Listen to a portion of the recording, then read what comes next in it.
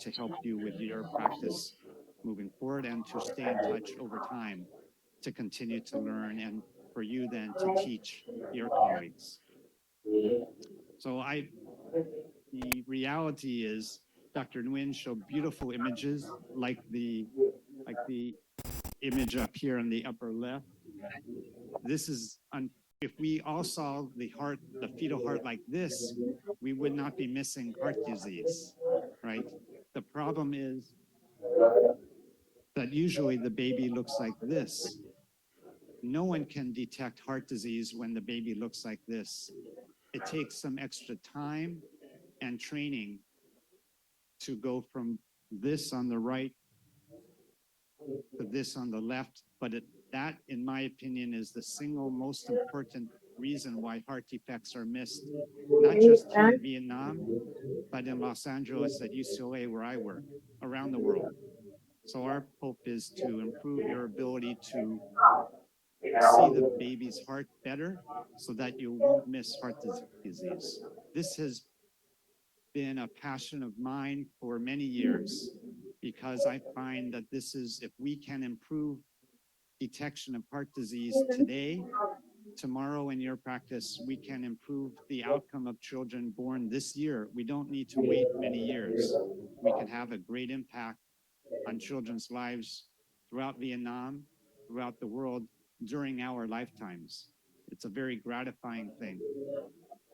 So as Dr. Nguyen mentioned this morning, there are many guidelines available around the world. These are the same ISWA guidelines, which I think are very good guidelines, which include 5 transverse cuts through the fetus using cine clips, not just still frame images. I'm going to be talking about different ways to evaluate the heart, some of which you already are doing, and some of which will be new for you. So my hope is, of course, that you can take some techniques and learn them over time. It's important to acquire clips, not just still frame, and to use color. The guidelines do not require color Doppler for screening low-risk pregnancies, but as Dr. Nguyen pointed out, most heart defects occur in pregnancies that are not identified as high risk. So I feel that color Doppler, you should learn color Doppler even when you scan low-risk pregnancies, even though the guidelines do not require that. What about fetal echocardiography for high-risk pregnancies? Fetal echocardiography guidelines require more than screening guidelines. They require multiple planes, not just transverse planes, but sagittal planes, long and short axis views of different parts of the heart. They, of course, require color Doppler. They require not just clips, but sweeps across the heart. Sweeps are something, if you're not doing, even in low-risk pregnancies, all of you can learn a sweep. It's actually not so difficult, and it will help you learn how to scan the heart, to learn to do a sweep, even though that's not required in the guidelines. And then these newest guidelines, this is from AIUM and other guidelines as well, require cardiac biometry, meaning measuring all 4 annuli, the mitral valve size, tricuspid, pulmonary aortic size, and spectral Doppler are required. That's quantitative Doppler across all 4 valves, plus in a right-sided vein, pulmonary vein, and then a left-sided pulmonary vein. These are what fetal echocardiography guidelines are requiring. Later, I'll tell you my opinion about what are most important in terms of your practice, in terms of my practice too. Now, these, again, are optimal image under optimal conditions. This is the way the heart will look. Optimal conditions, you don't need as much training. It's relatively easy. You find the heart and you can get very nice pictures. And most guidelines, including the guidelines I just showed you, assume optimal conditions. They assume you can see everything, and they tell you whether what's important to see. The problem is that most of us, we do not have optimal conditions. We usually have suboptimal conditions where it's hard to see the heart. That's the problem. And I think the guidelines need to focus more on the fetus who does not have optimal imaging, because that is the fetus I'll see most of the time. I think you'll agree.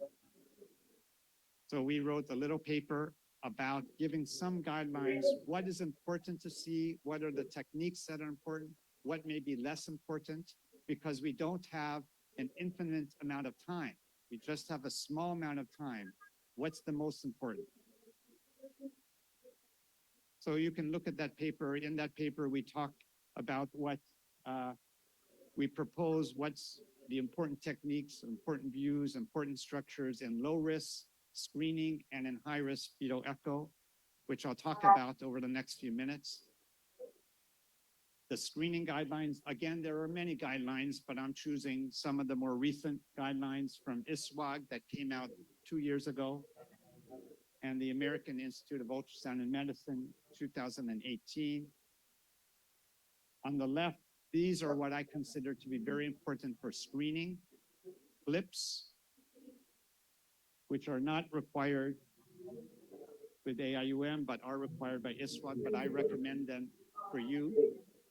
Overflow is not required by either set, but I recommend them to you if you can learn, but there is a learning curve. It's not easy.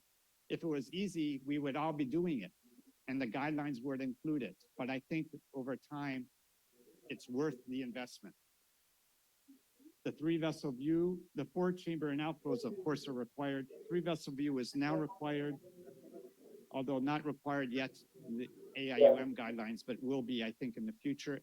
And then this is very important, as what Dr. Nguyen was talking about. We okay? Yeah. The angle of acquisition and scanning techniques are very important, and I think they're so important, they should be included in the guidelines. Those are not required in AIUM guidelines, but they are now in ISWAG. What about fetal echocardiography guidelines for high-risk pregnancies? Looking at AIUM guidelines in 2013, and they revised their own guidelines in 2020. What I think is most important, cine clips are required. Power flow, of course, required. 4-chamber outflows and 3-vessel view required.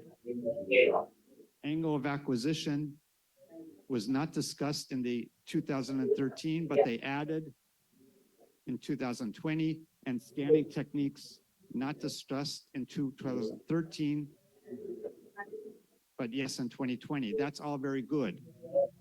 But now they added from 2013 to 2020, they added biometry, measuring all 4 valves, and full spectral Doppler, not just color, but spectral Doppler across all 4 valves, the mitral and aortic, tricuspid and pulmonary valves, and pulse Doppler in a right-sided pulmonary vein and in a left-sided pulmonary vein.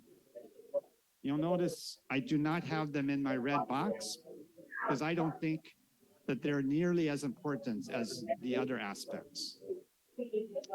These are my opinion, having been scanning for several decades. In my opinion, when we have a fetus with degraded acoustic windows, later today, I think we're scanning some fetuses. My guess is that they will have degraded acoustic windows, meaning that the image quality, the imaging is suboptimal. On those conditions, which is most of the time, I think we should focus over here. Optimizing image quality is so important when the image quality is not very good, which is most of the time. The angle of acquisition is so important.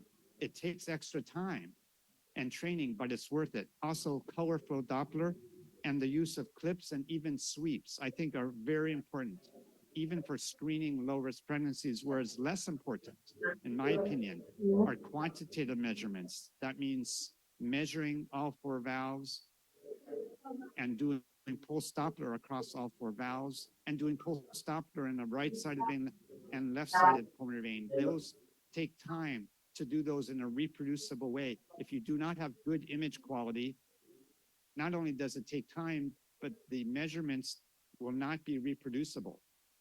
So they're not worth your extra time. If you're able to get good quality images, then you can do reproducible quantitative measurements if that's indicated. But more important than that is optimizing the image, getting the diagnosis right, making sure you don't miss a heart defect.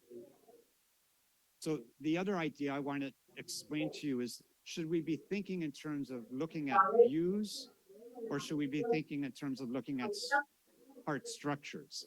I think when we have optimal imaging conditions, which is what guidelines assume, then screening should look at views. The abdominal view, the four-chamber view, left, right ventricular outflow tract view, the three-vessel view. That makes sense. Optimal imaging, you do a four-chamber view and you see everything pretty well. Fetal echo asks more of us, asks us to look at structures, not just views. And we look at structures from lots of different views. My thinking is that if we have challenging imaging conditions, I call that degraded acoustic windows. For screening, we should think in terms of structures, and fetal echo, we should think in terms of structures. Why is that? It's because if you have a suboptimal four-chamber view, you may not see the crux very well. You might see the mitral valve, but not the tricuspid valve, or you may not see the apex, or you may not see some other part of the four-chamber view because the image quality is poor. But if you're thinking about the structures, when you do a four-chamber view, maybe you'll do more than one four-chamber view. And you'll see when I talk about angle of acquisition, why I do think it makes sense to get at least two different four-chamber views, depending on, so that you get different angles. Dr. Nguyen mentioned earlier, we want to look at the septum perpendicular and the outflows perpendicular. But if we're looking at power flow in across the mitral and tricuspid valves, you want to be parallel to the color, which means parallel to the septum. So how many of you like to watch bird watch? I like to. So what can we learn from watching birds? Here's a bird. Can any of you look at the bird and tell me what kind of bird it is? Can you identify the bird? I want you to think, what is your brain doing when you're trying to identify which kind of bird this is? What is your brain doing? This happens to be a Western tanager, but what was your brain doing? You were looking at different parts. You were trying to look from the front to see the beak and the eyes and the color. You look from the side to see the wings, right? You look from the back to see the tail. But the views are not important in and of themselves. You use different views to see different parts of the bird. That's why we use different views. The views are not important. It's what we're seeing it's important. Same thing goes for fetal echo. The views are helpful, but if everything is blurry and out of focus, you're not seeing it well, doesn't do the trick. You need good quality views. You need to see the heart from with good quality four-chamber view. You need to look from the side, from this, from that, to see the structure of the bird, to see the structure of the heart. That's the similarity that I think, that you look from different views to see the structures. So how do we do that? How do we optimize image quality going from the left, which is the normal fetus, to the right, which is how we're lucky if the baby is in a good position when we start. But there are techniques that we can use to go from this on the left to this on the right. And these are the techniques that I want you to have with you to teach your colleagues and to bring to your patients. And these techniques will demonstrate it today, but mainly you don't want the heart to be a small part of the screen. You want to narrow the sector, zoom in on the heart. So you have the heart, a big part of the screen. So many people forget that, and the heart's very small, and that we need all the help we can get to optimize the image because most of the time the image is not very good. So the techniques I'm talking about may not seem so important when the image quality is optimal, but most of the time, as you know, the image quality is not optimal. So it makes sense to learn to do it right every single time. So that's talking about the optimizing the image. I didn't mention, of course, with the transducer probe, we like the highest resolution probe. Don't start with a 5 or 7 megahertz probe. If you have something that goes to 9 or 10 megahertz, start with that. The probes are getting better and better, and even high resolution probes have very good penetration. And if the baby's not in the right position, have the mother go to the bathroom or jump around the room or do some sitting down and getting up. It's worth the extra time. If the mom is not in the best position, have her turn on her left or on her right. I'm sure we'll be demonstrating that later today. And find the right place on the abdomen. The right place on the maternal abdomen to see the crux may be a little bit different than the place to see the aortic valve or even the tricuspid valve. And the right place to see a structure at one point in time may be very different from the next. So always keep optimizing where you are on the maternal abdomen and how the mother is positioned. Then that's image optimization. What about the angle? The angle is also very important. What are you looking at here in this image? What is this? We call this in English a mirage. I'm sure there's a word that you have. I don't know how to say it, but is this real water on the road or not? If we think, when I see this, I think it's a mirage. I think it's not really water. And how do I know if it's real or not? I get closer to it and it goes away. Or I lift my head up or look from a different angle and I see that it's not real. The same thing goes for looking, for example, for a ventricular septal defect. You want to see, is it real? Get closer to the heart and get the right angle. Same approach. So when we're looking at the outflow tracts and the septum especially, is it possible to make a diagnosis from this view? Of course it's possible, but you're more likely to miss the diagnosis from this view than if you're perpendicular. And because most of the time the imaging is not optimal, it's best to learn the proper technique so you'll never miss a heart defect. So this is not the way. Even I, who've been doing this for many decades, I'm not comfortable making the diagnosis of aortic override from this view. I'm going to take my time to get the right angle, move the probe around, move the mother to get the right angle. So I don't use this. I use this, which is what Dr. Nguyen showed earlier, the left ventricular long axis view. So you see the left ventricle, thank you, on the bottom and the right ventricle on top. We're relatively perpendicular. We do not need to be perfectly perpendicular, but relatively perpendicular. And we see, as Dr. Nguyen showed, the septum goes all the way in continuity with the ascending aorta. There's no dropout. And the aortic valve is thin and delicate, and it disappears during systole. You can look at all this as you're scanning and you'd be thinking of the structures, not just the view, but look at the structures. Think about, are you seeing the aortic valve or not? And with a little twist of the hand, which is very easy once you learn, then you just practice and becomes very easy. In the very beginning, of course, it's very hard. I remember when I was learning fetal echo, I had no clue how people got the images, but you can all learn if you haven't already learned it. With a little bit of twist, you keep the probe in the same place and you could see the inlet septum of the heart with the offset between the mitral valve and the tricuspid. It's a very small offset. And here's the lower part of the atrial septum and the muscular septum. Here on the right, the same thing.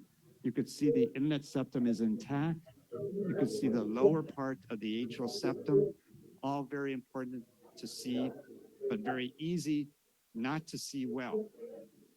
So again, when we're optimizing image quality for screening, don't just think, have I seen the views, but think, have I seen the views well? Have I optimized the image? Have I seen even the structures within the views, like looking at the bird? It's not just the view. Have you seen the structures well? Have you seen them beating? And same thing for fetal echo. It's not just have I seen the structures, but have I seen the structures beating? Have I seen them well and with color as well as with 2D? But first with 2D, then with color. And for me, as Dr. Nguyen pointed out, I find it's very useful. If you haven't tried it, you might try it to use two hands to get exactly the right angle to go from the long axis to the inlet, to hold it just right, not too much pressure, not too little, to hold it just right, to focus so you can look at a part of the heart for several seconds and think about the heart as you're looking at it. Don't just see it quick, click it, and move on. But you can hold it steady with two hands, and you can have someone else acquire the clip, or you have a foot pedal that you could acquire, even though both hands are on the probe. There's also, of course, other way, besides, first of all, I started by thanking you for being here to help your own learning. There's also, of course, lots of available information on YouTube. There's symposia like what we have today, and others throughout the year that are provided here in Saigon and throughout Vietnam. But also, what does fetal scanning and riding a bike and writing, what do they have in common? They have in common that they're all skills that you need to do them to learn. If you ride a bike, you can come to a symposium, you can go on YouTube, and you can read a book but about how to ride a bike, but you need to ride a bike to learn how to ride a bike. And the same thing for writing, you can learn on YouTube, you could go to a symposium, how do you learn to write? But you need to learn to write. You need to pick up the pen. Same thing for scanning. That's, I think part of the training is hands-on. Learning, put your hand on the probe, have an expert with you who can teach you how to learn. There's no substitute putting your hand on the probe. So to take home, and this is just from my symposium that I have every year so to finish this talk, remember, number one, optimize the image and the angle. And the real world is degraded acoustic windows here in Vietnam and Los Angeles and throughout the world. So we need to optimize the image and the angle always. Number two is prioritize 2D imaging and color first, and then quantitative measurements like spectral Doppler, measuring the size of the mitral valve, which can be very difficult and time consuming.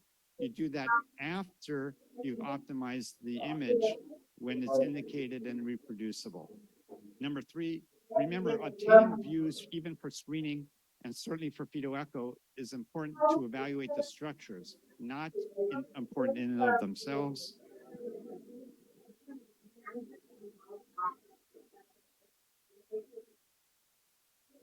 I don't know if you have it for challenging scans, which is most of the time. YouTube and online symposia and in-person symposia like today, but also hands-on training. And finally, remember why we're doing this. We're here to optimize outcome for children and to be do everything we can for the patient in front of us, for the pregnant woman herself and her family.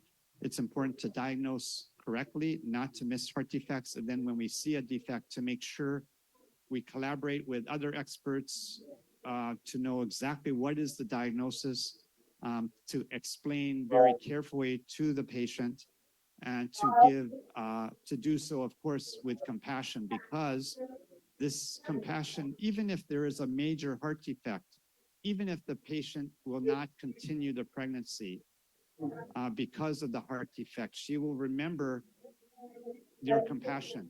It's a gift that she'll always remember. We cannot always change the diagnosis. We can make the diagnosis and we can counsel with compassion, because that's something, of course, the patient will always remember with gratitude. So that's all my points for the first talk. Xin Kam An.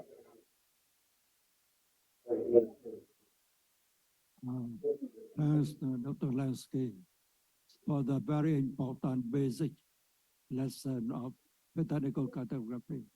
Now you will talk about the signature. You will talk continue. What's next? For the program, I didn't see question and answer. Common mistakes. Common mistake.